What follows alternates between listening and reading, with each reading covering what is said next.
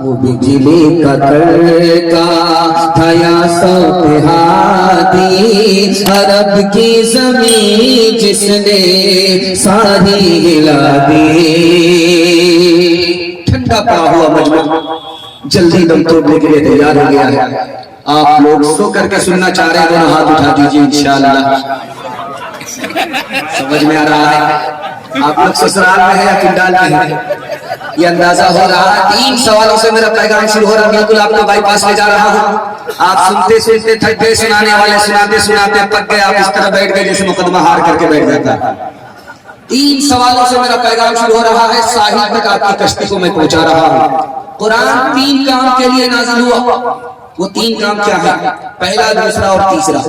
قرآن 3 چیزوں کا نام ہے، وہ 3 چیزیں کیا ہیں؟ یہ میرا دوسرا سوال ہے۔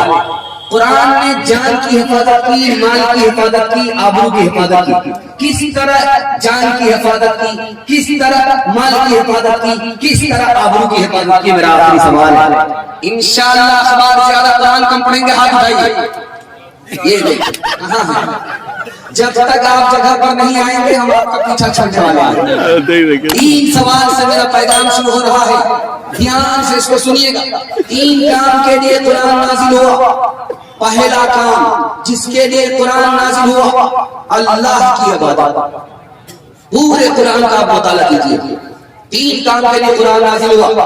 پہلا کام اللہ کی عبادت کے لیے، دوسرا کام رسول کی اطاعت کے لیے، تیسرا کام مخلوق کی خدمت کے لیے۔ 3 کام کے لیے قرآن نازل ہوا۔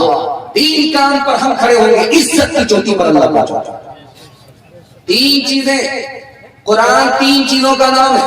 پہلی چیز روشنی، اندھیرے سے قرآن نکالتا ہے، روشنی میں لے کر کے آ جاتا ہے۔ قرآن کس کا نام ہے؟ دھیان سے اس کو سنیے گا۔ قرآن بلندی کا نام ہے، انسان کو پستی سے اٹھاتا ہے، بلندی پر پہنچا جاتا ہے۔ قرآن کس کا نام ہے؟ راستے کا نام ہے، غلط راستے سے آدمی کو نکالتا ہے، سیدھے راستے پر لے کر کے آتا ہے۔ جان کی حفاظت کی، مال کی حفاظت کی، آبرو کی حفاظت کی۔ کیسے؟ بتانے کے لیے جا رہا ہوں۔ کوئی اگر کسی کو جان سے مار دے، ناحق مار دے، قرآن کہتا ہے اس کو بھی مار دو تاکہ دوسرے انسانوں کی جان کی حفاظت ہو جائے۔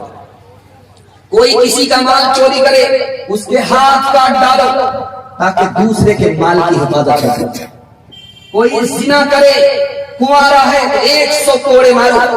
اگر شادی شدہ ہے تو اس کو سنسار کر دو، قتل کر دو تاکہ کسی کی آبرو پر حملہ نہ ہو، کسی کی آبرو پر داغ نہ لگے، خاندان میں بچے کا نسب محفوظ رہے۔